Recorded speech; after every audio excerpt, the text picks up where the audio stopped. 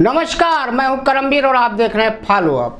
नेताजी मुलायम सिंह यादव के सरपरस्ती में कभी राष्ट्रीय पटल पर उभर कर आने वाली समाजवादी पार्टी बीते 2 लोकसभा चुनावों में 5 सीटों के आंकड़े से आगे नहीं बढ़ पा रही। सपा के लिए साल 2014 के लोकसभा चुनाव में केवल मुलायम परिवार के सदस्य ही सीट जीत पाए थे, तो बसपा से गठबंधन के बावजूद 2019 में यादव परिवार के 3 सदस्य चुनाव ही हार गए थे। ऐसे में बड़ा सवाल उठ ये रहा है कि क्या समाजवादी पार्टी इस बार लोकसभा चुनाव में 5 सीटों के बैरियर को पार कर पाएगी। ये सवाल इसलिए ज्यादा प्रासंगिक है क्योंकि टिकट वितरण को लेकर समाजवादी पार्टी में जिस तरह की ऊहापोह देखने को मिली है, ऐसा बीते 3 दशक में कभी नहीं हुआ था। कई सीटों पर तो 2 से लेकर 3 बार टिकट बदले गए। आरोप लगा कि अखिलेश यादव लोकसभा चुनाव को गंभीरता से नहीं लड़ रहे हैं। बहरहाल पुराने साझेदारों यानी जयंत चौधरी, ओम प्रकाश राजभर और पल्लवी पटेल के समाजवादी पार्टी से दामन छिटकाने के बाद अखिलेश यादव एक बार फिर 2017 के विधानसभा चुनाव की तर्ज पर कांग्रेस के साथ हैं। आम आदमी पार्टी भी अप्रत्यक्ष रूप से सपा के समर्थन में खड़ी है।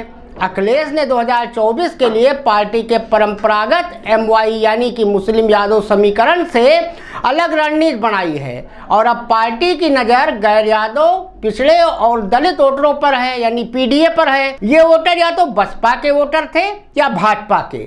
सपा सबसे बड़ी सेन भाजपा के कुर्मी वोटरों में लगा रही है। अब तक घोषित टिकटों में पार्टी ने सबसे ज्यादा 9 सीटों पर कुर्मी बिरादरी के प्रत्याशी उतारे हैं। 15 दलित वर्ग के प्रत्याशियों को भी टिकट दिए गए हैं। मेरठ और अयोध्या जैसी सामान्य सीट पर भी दलित प्रत्याशी उतार कर सपा ने भाजपा और बसपा दोनों खेमों में सेंधमारी की कोशिश की है। माना जा रहा है कि समाजवादी पार्टी की यह रणनीति सफल रही तो भाजपा को कई सीटों पर झटका लग सकता है। ऐसे संकेत पहले चरण के मतदान के बाद बिजनौर, रामपुर, नगीना जैसी लोकसभा सीटों से मिल भी रहे हैं। ऐसा लग रहा है कि समाजवादी पार्टी 2024 में लोकसभा में दहाई के आंकड़े को छू भी सकती है। इसके पीछे 2 कारण हैं। पहली वजह यह है कि भाजपा का अति आत्मविश्वास तथा दूसरा सपा का गैर यादव, पिछड़े और दलित प्रत्याशियों पर भरोसा। भाजपा ने जीते जाने के वहम में उन प्रत्याशियों को भी टिकट दे दिया है जिनका अपने क्षेत्र में जबरदस्त विरोध हो रहा था। भाजपा को मोदी सर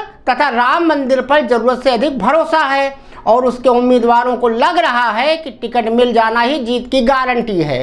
बाकी तो मोदी सर ही हैं, उनका नाम बिक ही रहा है, मोदी की गारंटी बिक रही है। तो ऐसे में उत्तर प्रदेश की दर्जनों सीट पर जनता में भाजपा प्रत्याशी को लेकर नाराजगी भी है, जिसका सीधा फायदा समाजवादी पार्टी को मिलना तय है। हिंदू वोटों के ध्रुवीकरण की संभावना को न्यूनतम करने के लिए सपा ने इस बार केवल 4 मुसलमानों को अब तक टिकट दिया है। इसकी जगह कई मुस्लिम बहुल सीटों पर पिछड़े या दलित उम्मीदवारों को सपा ने अपना प्रत्याशी बनाया है। तो ऐसे में कुल मिलाकर कहा जा सकता है कि समाजवादी पार्टी 2024 के इस चुनाव में किसी तरह का कोई रिस्क नहीं लेना चाहती। वो भाजपा के 400 पार या मोदी सर के 370 पार वाले नारे पर भी जबरदस्त डेंट करना चाहती है। शायद इसीलिए अखिलेश यादव राहुल गांधी के साथ मिलकर जनसभाएं कर रहे हैं, प्रेस वार्ताएं कर रहे हैं। तो वहीं दूसरी तरफ प्रियंका गांधी वाड्रा भी रोड शो के जरिए सपा कांग्रेस के इस नए गठबंधन को मजबूती दे रही हैं। अब देखने वाली बात यह होगी कि 4 जून को जब उत्तर प्रदेश की लोकसभा के 80 सीटों का हिसाब किताब सामने आएगा तो सपा, कांग्रेस और आम आदमी पार्टी का ये इंडिया गठबंधन क्या गुल खिलाता है और भाजपा के वो उम्मीदवार जो मोदी सर के सहारे अपनी नैया पार कराने की जुगत में लगे हैं, उनका क्या होता है। धन्यवाद।